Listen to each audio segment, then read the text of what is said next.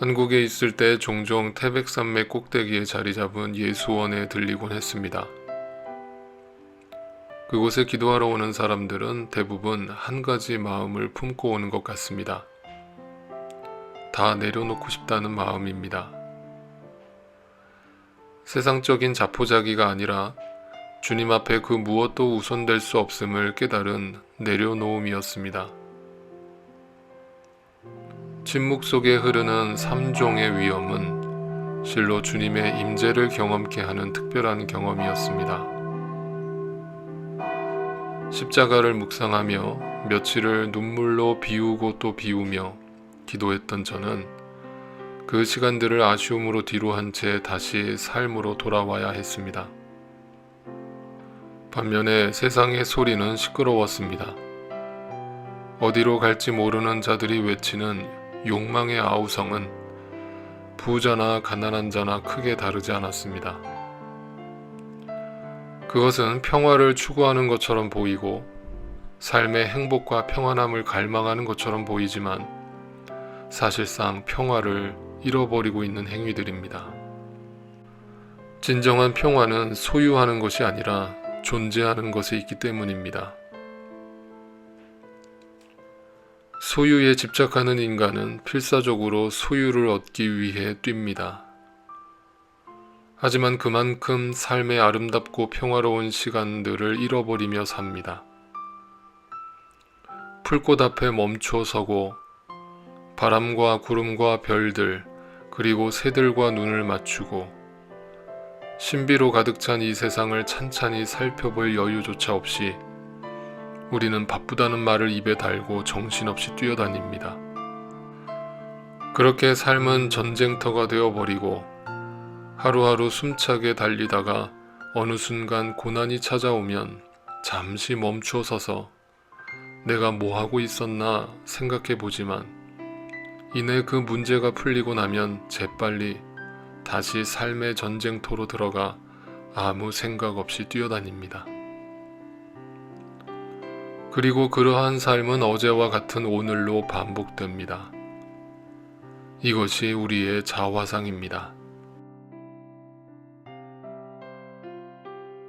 사탄에게 절하기를 거부했던 끝내 고난의 길을 갔던 나사렛의 젊은이는 그래서 그다지 매혹적이지가 않습니다.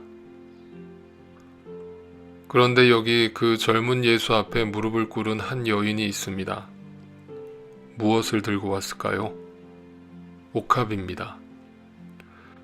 옥합이란 가장 비싼 향유 중의 하나입니다. 가격은 300데나리온, 당시 1데나리온이 노동자의 하루 품삯이었음을 감안하면 1년치 생활비라고 할 수 있는 큰 금액입니다. 사실 인간적으로 보면 아까울 만합니다. 그래서 그랬는지 그것을 지켜보던 가룟 유다는 분개했습니다. 이것을 팔아서 가난한 자들에게 나누어 주었다면 더 가치 있게 사용했을 텐데 어찌 이것을 이렇게 낭비하느냐고 고함을 쳤습니다. 한 사람의 마음에서 우러나온 행동을 현실로 해석해버리는 가룟 유다의 마음은 얼마나 메마른 마음입니까?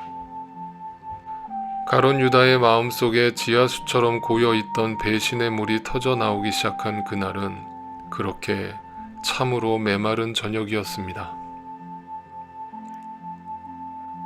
그렇게 사회적 정의를 외치던 가룟 유다는 예수님을 고작 한 사람의 노예를 사고 파는 가격인 은 30에 팔아넘겼습니다. 여기서 잠깐 저와 같은 설교자들께 정중히 부탁을 드립니다.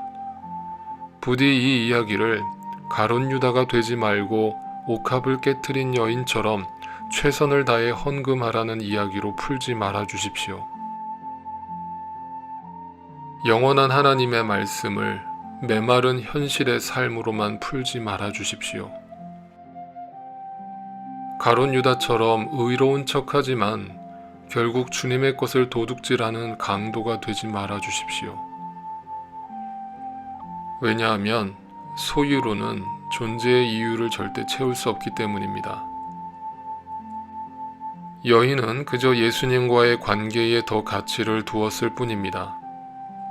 관계는 소유가 아니라 존재에 해당하는 말이기 때문입니다.